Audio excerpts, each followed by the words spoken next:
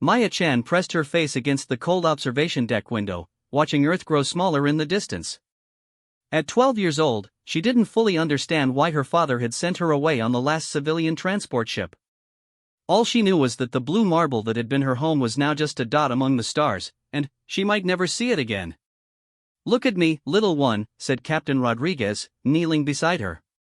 His weathered face showed the strain of the past weeks. "Your father made me promise to keep you safe. Do you understand?" Maya nodded, though tears ran down her cheeks. "Why couldn't he come with us? Why did he have to stay?" The captain's jaw tightened. Dr. James Chen had been one of Earth's most respected xenobiologists, a man who had dedicated his life to peaceful contact with alien species. But, in the end, that dedication had led to humanity's darkest hour. 3 months earlier, the Dominion had arrived. A vast alien coalition of 12 species, they had come to Earth not as conquerors, but as judges. Humanity had been observed for centuries, they claimed, and had been found wanting. Too violent, too unpredictable, too dangerous to be allowed to spread among the stars. The sentence was extinction. But Dr. Chen had believed he could negotiate. He had spent weeks in talks with the Dominion representatives, convinced that his years of peaceful xenobiology research would show them humanity's potential for good. Maya remembered those days when her father would come home exhausted, speaking in hushed tones with her mother about breakthrough conversations and promising developments. Then came the morning when everything changed. Maya had woken to find government agents at their door, her father in handcuffs, and her mother crying into her hands. "Traitor," one of the agents had spat.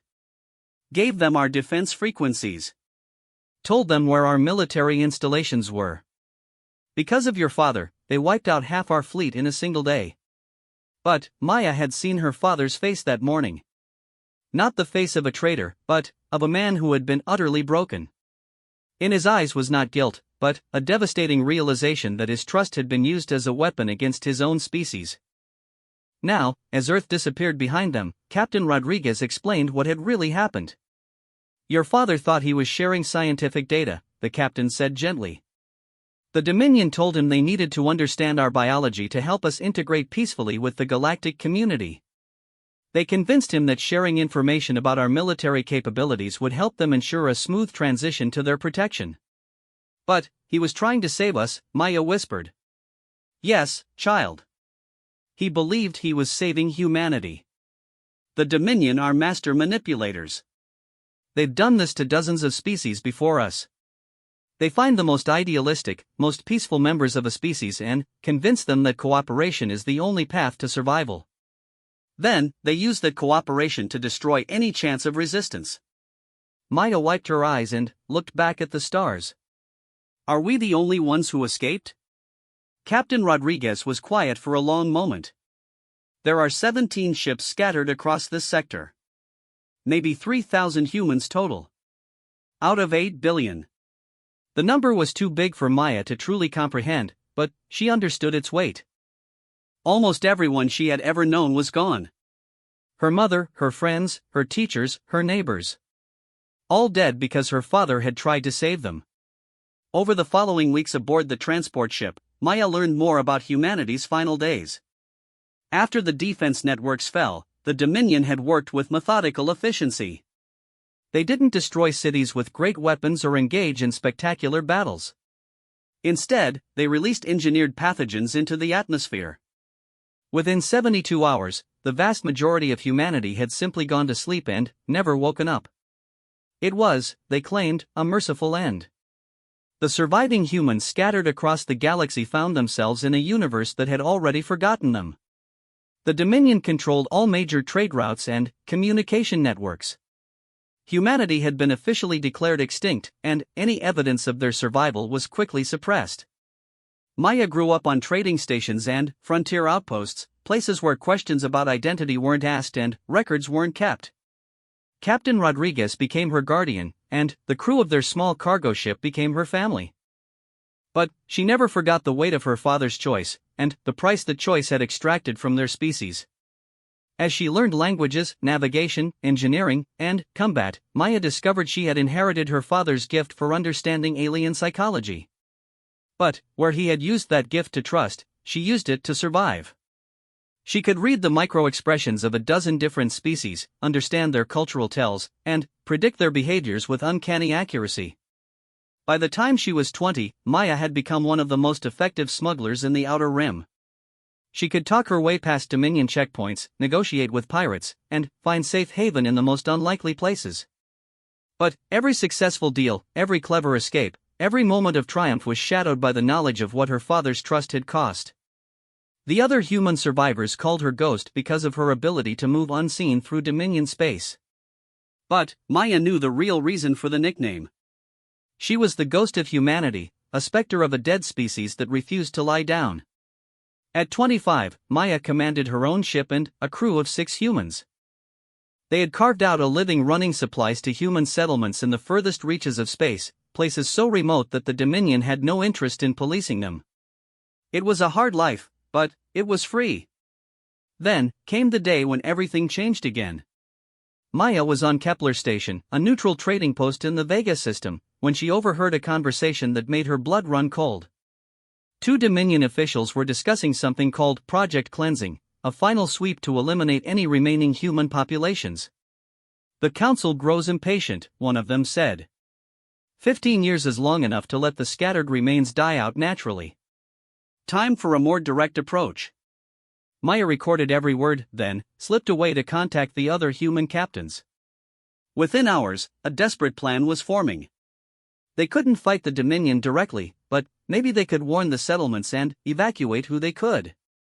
But, as Maya prepared her ship for departure, she received a message that stopped her cold. It was from her father. James Chen was alive. He had been kept as a prisoner and research subject for 15 years, forced to help the Dominion understand human psychology and biology. But he had found a way to get a message out. Maya, his recorded voice was older, broken, but still recognizably him. "I know you must hate me for what I did. I hate myself every day for the trust that destroyed our people. But I've learned something that could change everything. The Dominion isn't as united as they appear. There are cracks in their alliance, fears they hide even from each other. And there's something about humanity that terrifies them more than they've ever admitted." The message included coordinates for a rendezvous point and a warning: "Come alone. If they detect any other humans, they'll kill me and destroy the information. You're the only one who can do this, Maya. You're the only one who understands them well enough to get close." Maya stared at the message for hours. Every rational part of her said it was a trap. The Dominion had used her father's good intentions to destroy humanity once before. Why wouldn't they use him again? But there was something in his voice, a quality she had never heard before. Not hope exactly, but determination. The determination of a man who had found a way to balance the scales. Against all advice from her crew, Maya set course for the coordinates. If it was a trap, at least she would finally get answers about her father's choices. And if it wasn't a trap, if there really was a way to strike back at the Dominion, then maybe her father's betrayal could become the key to humanity's salvation. As her ship jumped to hyperspace, Maya thought about the weight of choice. Her father had chosen trust and brought about catastrophe. Now it was her turn to choose. But, unlike her father, Maya Chen had been shaped by betrayal, hardened by loss, and educated in the true nature of the galaxy. She would not make her father's mistakes. But she might just use them to save what remained of the human race. The rendezvous point was a dead system, 3 burned-out planets orbiting a dying star. Maya's sensors detected a single ship waiting in the shadow of the largest planet. It was Dominion design, but heavily modified and showing signs of recent battle damage. As she approached, her communication system crackled to life. "Maya." Her father's voice was transmitted clearly. "I wasn't sure you would come." "I'm here," she replied, keeping her weapons powered but not targeted. "Are you alone?" "Not exactly. I have allies now. People who have seen what the Dominion really is, what they've done to dozens of species. The humans weren't their first victims, daughter. We were just their most recent." Maya's mind raced. allies meant other species, other beings who had been betrayed by the Dominion. But it also meant complications, politics, and the potential for another betrayal. "What do you want from me?" she asked. "I want to show you the truth. About the Dominion, about humanity, and about why they were so determined to destroy us. You've spent 15 years learning to survive in their universe, Maya. Now I need you to learn how to destroy them." Maya closed her eyes, feeling the weight of history pressing down on her. Once again, the fate of humanity rested on a choice about trust. But, this time, the choice was hers to make. "Send me docking coordinates," she said finally. "But, Father, if this is another mistake, if your trust is being used against us again, I'll make sure we both pay the price." "I understand," James Chen replied. "And, Maya? I'm proud of the woman you've become. You're stronger than I ever was." As Maya guided her ship into the docking bay of her father's vessel, she realized that everything she had learned, every skill she had developed, every hard-won piece of wisdom from 15 years of survival, had been preparing her for this moment. The betrayal that had destroyed her people had also forged her into exactly what humanity needed. The real question was whether she could succeed where her father had failed. Whether she could navigate the treacherous currents of galactic politics without losing herself in the process. Whether she could trust enough to build alliances while remaining suspicious enough to avoid another catastrophe. The docking bay sealed behind her, cutting off her retreat. For better or worse, Maya Chen was about to discover the truth about humanity's place in the galaxy, and her own role in determining their future. The girl who had watched Earth disappear was gone. In her place stood a woman who might just be humanity's last hope for revenge, redemption, or both. Maya stepped off her ship into an environment that defied her expectations. Instead of the sterile, oppressive atmosphere she associated with Dominion vessels, she found herself in what looked like a research facility crossed with a refugee camp. Alien beings she didn't recognize worked alongside others she knew all too well as Dominion species. Her father waited at the bottom of the ramp, and Maya was shocked by how much he had aged. Gray had completely taken over his hair, and deep lines marked his face.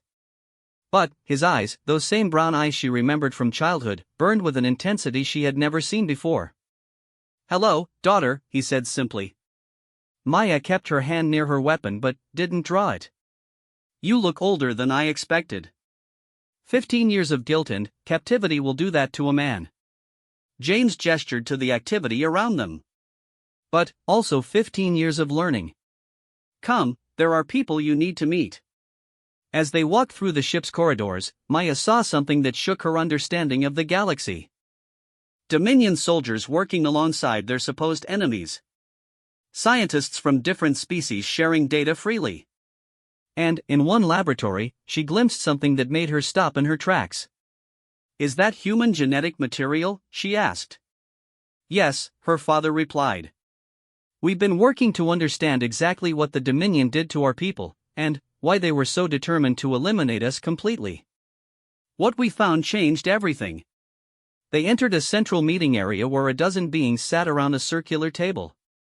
Maya recognized several species: Carillions with their crystalline exoskeletons, Velthari with their flowing tentacle appendages, and Zephyrians with their distinctive feathered crests. But she also saw others she couldn't identify. "Maya," her father said, "I'd like you to meet the resistance." An elderly Carillion stood and approached her. Despite their alien appearance, Maya could read the body language clearly, respect mixed with curiosity. "I am Thex Caril, former science administrator for the Dominion Council," the being said through a translation device. "Your father has told us much about you. Your reputation as someone who can move freely through Dominion space precedes you." Maya felt a familiar wariness. "Former science administrator? What happened to make you former?" Thexcaril's crystalline structure darkened, a sign of what Maya knew was shame or regret among Carillions. "I learned the truth about what my government has been doing for the past 3 centuries. The systematic extinction of any species that shows certain characteristics. The lies told to member worlds about threats to galactic stability. The manipulation of idealistic individuals to betray their own kind." Maya looked around the table. "Let me guess. Each of you represents a species that was marked for extinction by the Dominion." Not quite, said a Velfari whose name was introduced as flowing between thoughts. Some of us are survivors of extinct species. Others are rebels from Dominion worlds who refused to participate in genocide. A few are defectors who couldn't stomach what they had become part of. James gestured for Maya to sit. The Dominion has been using the same pattern for 300 years. They identify species with particular characteristics, then find ways to eliminate them while maintaining the fiction that they're protecting galactic stability. What characteristics?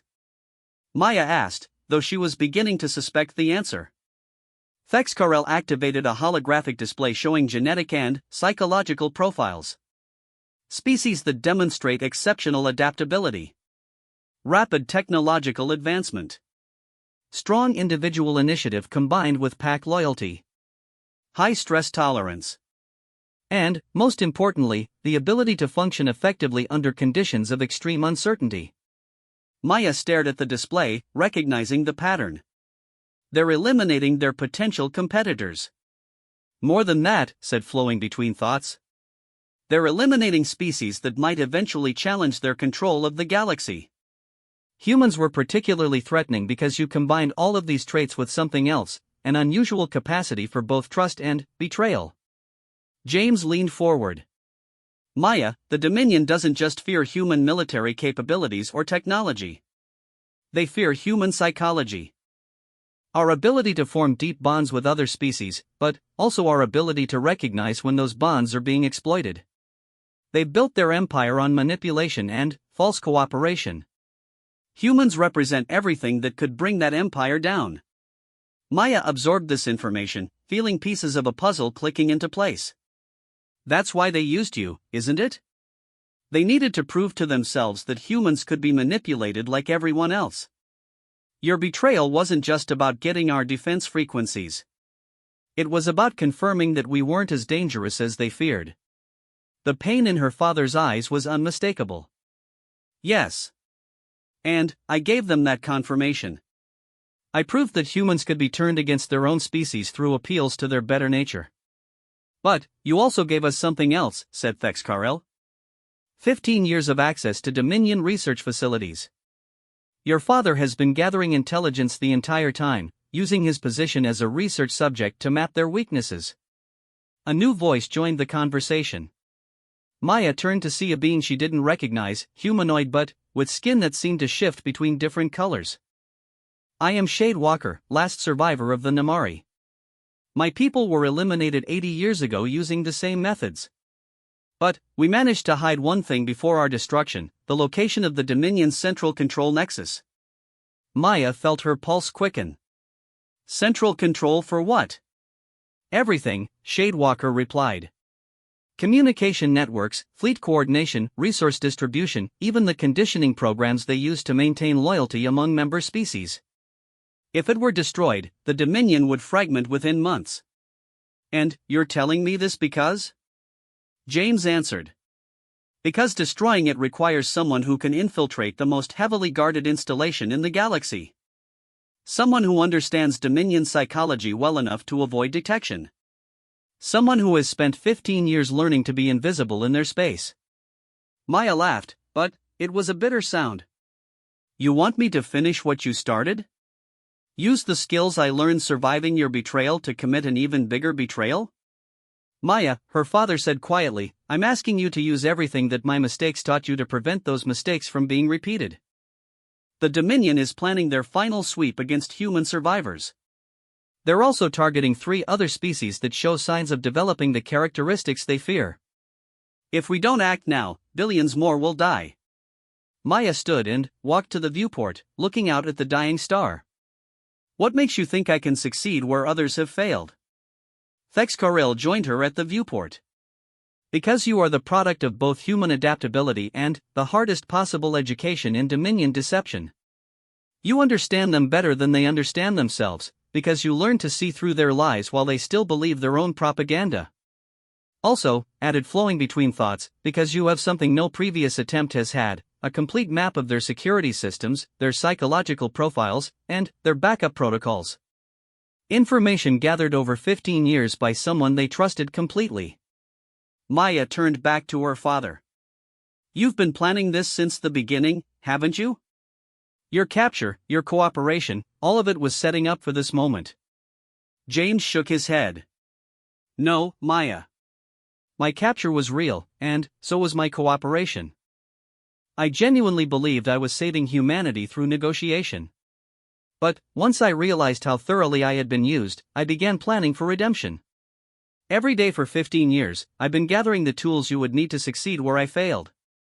The weight of the moment settled on Maya's shoulders.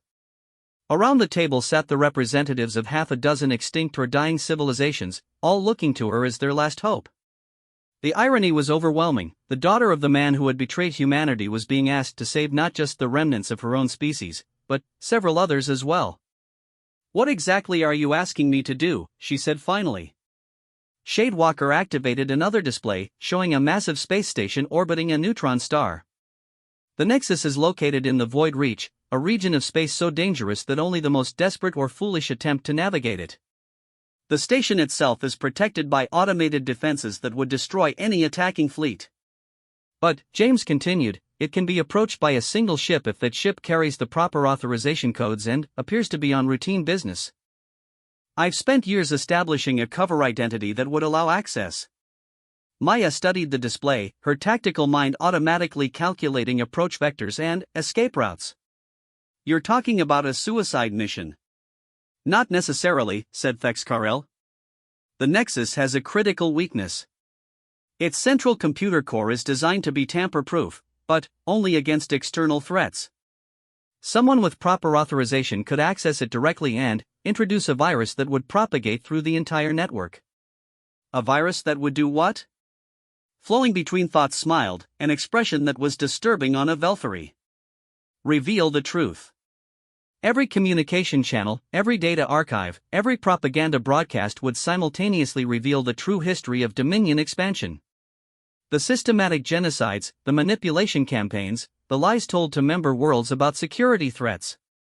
Maya sat down hard. You want to destroy them by telling the truth?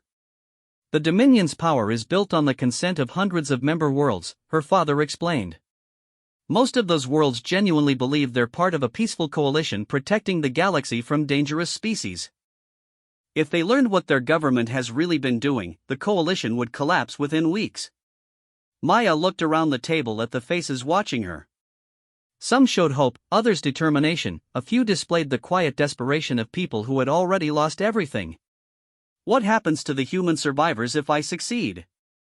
They stop running, James said simply. The Dominion fragments into smaller, competing factions. Without central coordination, they can't maintain their extinction protocols. Human settlements become viable again. And, if I fail? Then, humanity dies out quietly over the next few decades, along with any other species the Dominion decides is dangerous. Maya was quiet for a long time, processing everything she had heard. Finally, she looked at her father. Why didn't you contact me sooner? Why wait until now? Because you needed to be ready. Not just skilled enough to infiltrate the Nexus, but psychologically prepared to make the choice I couldn't make 15 years ago. The choice to act based on what you know rather than what you hope. Maya understood what he meant. Her father had chosen trust and been betrayed. She would have to choose action despite the possibility of betrayal. The difference was everything. I have conditions, she said at last. First, I go alone. No backup, no support team, nothing that could be compromised or used against me. Second, I want complete autonomy in how the mission is carried out. No communication once I leave, no attempts to contact me or guide my actions. Third, if I succeed and the Dominion falls, the survivors of all these species get equal treatment in whatever comes next. No one group gets preferential status. The beings around the table exchanged glances, communicating in ways Maya couldn't follow. Finally, Thexkarel spoke for the group. Agreed. Though I should point out that by accepting these conditions, you're taking responsibility for the fate of billions of beings across dozens of worlds. Maya smiled grimly. I've been carrying the weight of my people's extinction for 15 years. What's a few billion more? As the meeting broke up and the various beings began preparing for Maya's departure, James approached his daughter privately. Maya, I need you to understand something. What I did 15 years ago, the trust one placed in the Dominion, it was the action of a man who believed in the fundamental goodness of intelligent life. I was wrong about that, but I don't regret believing it. Maya studied her father's face. What are you trying to tell me? I'm trying to tell you that the cynicism you've learned, the suspicion that has kept you alive, those are tools for survival. But they don't have to define who you are. When this is over, when you've done what needs to be done, don't let my mistakes rob you of the ability to believe in something better. Maya felt tears threatening for the first time in years. What if I fail? What if my suspicion isn't enough and I fall for their tricks the way you did? James pulled her into an embrace, the first physical contact they had shared since she was 12. Then, you'll fail as someone who tried to save lives rather than someone who tried to save face. The difference matters, Maya. It matters more than anything else. As Maya prepared her ship for the journey to the Void Reach, she carried with her the tools and knowledge gathered over 15 years of careful preparation. But, more importantly, she carried the weight of choice, the burden of deciding not just her own fate but the fate of countless civilizations. Her father's betrayal had shaped her, but it would not define her. She was Maya Chen, ghost of humanity, daughter of a traitor, and possibly the savior of all sentient life. The contradictions no longer seemed impossible to reconcile. She was exactly what the galaxy needed, someone who trusted no one, but would risk everything for everyone. The Void Reach lived up to its terrifying reputation.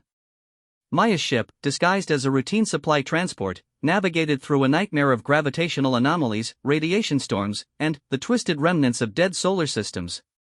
Her instruments screamed warnings constantly as she threaded her way between neutron stars whose magnetic fields could tear apart any vessel that approached too closely. But Maya had learned patience and precision during her years of smuggling. She took her time, following the carefully plotted course her father had provided, making minor adjustments to avoid the worst of the spatial distortions. After 3 days of nerve-wracking travel, the Nexus finally appeared on her sensors. It was larger than she had expected, a massive structure that seemed to grow organically from the neutron star it orbited. Viewing ports and docking bays dotted its surface like eyes, while massive communication arrays reached out toward distant sectors of the galaxy. Energy readings showed enough power to supply entire star systems, all focused on the single task of maintaining Dominion control across thousands of worlds. Maya activated the identity beacon her father had provided, broadcasting her approach as Dr. Sarah Mitchell, xenobiological researcher reporting for routine data analysis. The identity was solid, backed by 15 years of carefully constructed records and a publication history in obscure scientific journals. To any automated system, she would appear to be exactly what she claimed. The response came within minutes. Transport vessel, you are cleared for docking bay 7. Proceed at standard approach velocity. Welcome to Research Station Omega. As Maya guided her ship into the docking bay, she marveled at the casual efficiency of it all. No challenges, no additional security checks, no suspicious questioning. The Dominion was so confident in their security that they had become complacent about routine arrivals. The docking bay sealed behind her, and Maya felt the slight pressure change as artificial atmosphere flooded the space. Through her viewport, she could see Dominion personnel moving about their duties with the relaxed efficiency of people who had never faced a real threat. Maya gathered her equipment, including the data storage device that contained the virus Thexcarel had developed. It was disguised as a standard research tablet, indistinguishable from thousands of others used throughout Dominion space. Even if it were examined, the virus code was hidden beneath layers of legitimate xenobiological data. As she stepped off her ship, a young Dominion officer approached her. He was Altarian, with the tall, elegant build and pale blue skin typical of his species. His manner was professional but friendly, the attitude of someone greeting a respected colleague. Dr. Mitchell? I'm Lieutenant Kesvar Altair, your assigned liaison during your stay. I trust your journey through the Reach wasn't too difficult? Maya smiled, slipping effortlessly into her cover identity. Nothing I hadn't experienced before. Though I must admit, the gravitational effects near Junction Point 7 gave me quite a headache. Kesvar laughed. Yes, that one catches everyone the first few times. We've been meaning to recalibrate the navigation beacons in that area, but you know how bureaucracy works. Follow me, and I'll get you settled. As they walked through the station's corridors, Maya absorbed every detail. Security cameras were positioned at regular intervals, but their placement suggested they were designed more to monitor the station's own personnel than to detect intruders. Guards were present but relaxed, focused on their routine duties rather than watching for threats. The most striking thing about the Nexus was how normal it felt. People went about their work with the casual efficiency of any large organization. Conversations flowed in a dozen different languages as representatives from various Dominion species collaborated on research projects or administrative tasks. It was hard to believe that this mundane environment was the nerve center of galactic genocide. "Your quarters are here," Kesvar said, showing her to a comfortable suite. "And your laboratory access is already configured. You'll be working in Section C, which houses our most advanced xenobiological databases. I think you'll find the facilities quite impressive." Maya set down her equipment and looked around the suite. It was well appointed but not luxurious, exactly what she would expect for a visiting researcher of her supposed status. "When can I begin my research?" "Immediately, if you'd like. The Section C laboratories are staffed around the clock, and your security clearance allows access to all relevant databases." "Is there anything specific you're looking for?"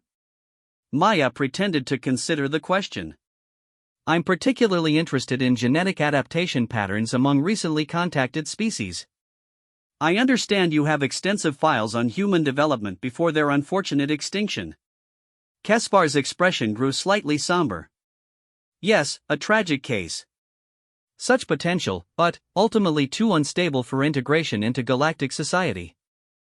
The files are comprehensive, though some sections are restricted to senior researchers." "Of course. I understand the sensitivity around failed integration cases." After Kesvar left, Maya spent several hours exploring her assigned work area and familiarizing herself with the station's layout. She mapped security checkpoints, identified emergency procedures, and located the central computer core. Everything matched the intelligence her father had provided, down to the smallest details. But Maya wasn't just gathering tactical information. She was studying the people around her, trying to understand how so many individuals could participate in systematic genocide while maintaining the facade of civilized society. What she found was perhaps the most disturbing aspect of the entire operation. Most of the people working on the Nexus genuinely believed they were protecting the galaxy.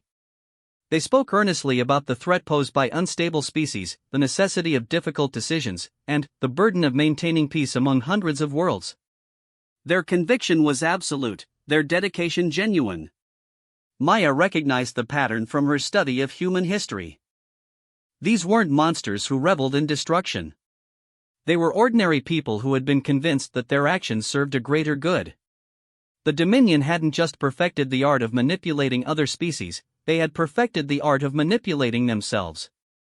On her second day, Maya gained access to the restricted files on human extinction. Reading through the reports, she found herself reliving her species' final days from the perspective of their killers.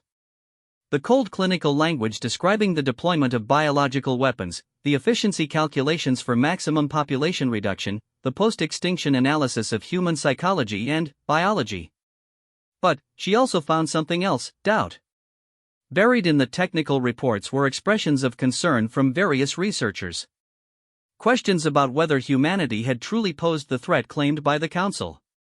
Worries about the precedent set by eliminating an entire species based on psychological profiles rather than actual aggression.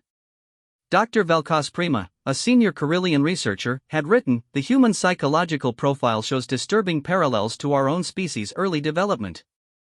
If we are eliminating humans for traits we ourselves once possessed, what does this say about the nature of our current civilization?" The doubt was there, carefully buried beneath layers of official justification, but present nonetheless. Maya began to understand how the virus could be so devastating.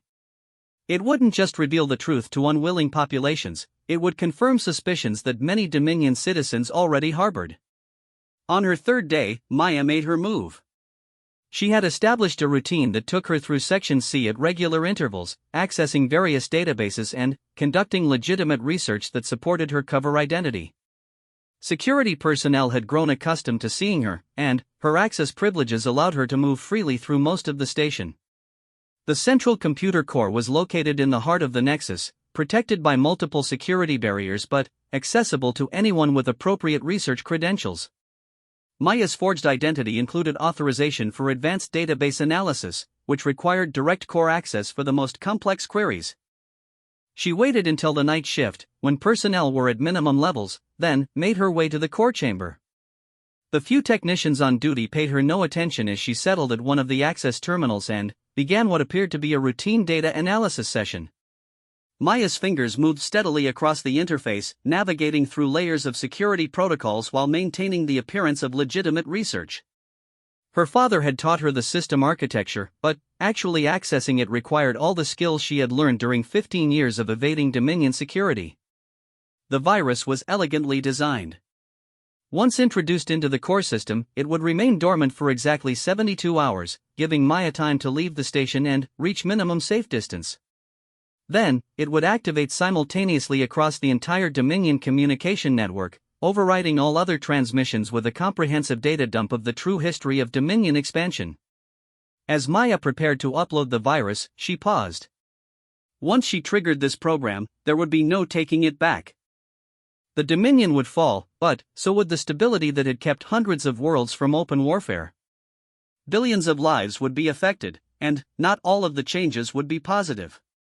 For a moment, Maya understood exactly what her father had felt 15 years earlier. The weight of choice, the burden of consequences, the terrible responsibility of deciding the fate of entire civilizations. But, where her father had chosen to trust, Maya chose to act. She uploaded the virus. The process took less than 30 seconds. To any observer, it would have appeared to be nothing more than a routine data backup. The virus integrated seamlessly with the core system, invisible among the millions of legitimate programs running throughout the network. Maya finished her apparent research session and logged off, gathering her equipment with the same casual efficiency she had shown all week. As she walked back to her quarters, she felt a strange mix of elation and terror. In 72 hours, the galaxy would change forever. But first, she had to survive the next 3 days. Maya spent her remaining time on the station maintaining her cover identity while preparing for rapid departure. She filed research reports, attended scheduled meetings, and continued to act like a dedicated scientist fascinated by her work. Meanwhile, she quietly prepared her ship for immediate launch and studied escape routes through the Void Reach. On the morning of her planned departure, Kesvar came to see her off. "I hope your research was productive, Dr. Mitchell. Your preliminary reports show remarkable insights into adaptive genetics." Maya smiled, shouldering her equipment bag. "It was extremely productive. I think my findings will have significant impact on how we understand species development." "Excellent. Will you be returning to continue your work?" "Perhaps. I need to analyze my data more thoroughly first." As Maya walked toward the docking bay, she felt the weight of every step. In less than 6 hours, the virus would activate and the truth would begin spreading across the galaxy. By then, she needed to be far enough away to avoid the immediate aftermath. Her ship launched without incident, and Maya began the careful journey back through the Void Reach. As the Nexus disappeared behind her, she allowed herself to feel a moment of satisfaction. Whatever happened next, she had completed her mission.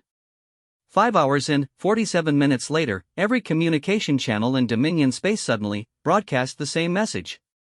It began with historical records from the first species eliminated by the Dominion 3 centuries earlier, the Zarathi, whose only crime had been developing faster-than-light communication before the Dominion was ready to contact them. It continued with detailed documentation of 137 species that had been systematically destroyed, manipulated into self-destruction, or driven to extinction through economic warfare. The files showed the careful psychological profiling used to identify threats, the manipulation of idealistic individuals to betray their own people, and the clinical efficiency with which entire civilizations had been erased. Most damning of all, the records revealed that many of these species had posed no actual threat to anyone, had never shown aggression toward their neighbors, and had been eliminated purely as a preventive measure. On Dominion member worlds, populations watched in growing horror as they learned what their government had been doing in their name. Defense officials discovered that they had been lied to about security threats. Scientists found that their research had been used to develop biological weapons. Ordinary citizens realized that their peaceful coalition was built on a foundation of systematic genocide. The reaction was swift and decisive. Within hours, member worlds began withdrawing from the Dominion. Within days, the central government collapsed as officials fled or were arrested by their own security forces. Within weeks, the carefully maintained order of the galaxy had fractured into hundreds of independent systems. But the chaos also brought opportunity. Human survivors emerged from hiding, no longer fearful of systematic extinction. Other oppressed species threw off Dominion control and reclaimed their independence. The scattered resistance members found themselves leading the formation of new alliances based on genuine cooperation rather than manipulation. Maya watched these developments from a safe distance, monitoring communications while her ship drifted in empty space. The virus had exceeded all expectations, not just revealing the truth but inspiring coordinated action across the galaxy. 3 weeks after the revelation, she received a message from her father. "Maya, what you did has given us all a second chance. The galaxy is chaotic now, but it's an honest chaos. People are making choices based on truth rather than lies. I know the transition will be difficult, and not everyone will survive the changes, but, for the first time in centuries, the future belongs to all of us rather than to a chosen few." Maya set course for the coordinates he provided, where human survivors were gathering to plan their species' next steps. As she traveled toward what might be humanity's new home, she reflected on the journey that had brought her here. Her father's betrayal had indeed shaped her, but not in the way either of them had expected. It had taught her to see through lies, to trust in actions rather than words, and to value the difficult truth over comfortable deception. These lessons had saved not just humanity, but dozens of other species as well. Maya Chen, daughter of a traitor, had become the savior of all. But, more importantly, she had learned that redemption was possible even for the greatest betrayals, that trust broken could be rebuilt, and that the choices made by one generation need not damn all those that followed. As Earth appeared on her sensors for the first time in 28 years, Maya felt something she had never expected to feel again: hope for the future. The blue marble was still scarred from the Dominion's biological weapons, but life was returning. Human colonies were being established on the surface, and, slowly but surely, her people were coming home. The galaxy would never again be the same. But, perhaps, Maya thought as she prepared to land on the world of her birth, that was exactly as it should be. The age of manipulation and fear was over. The age of honest cooperation was just beginning.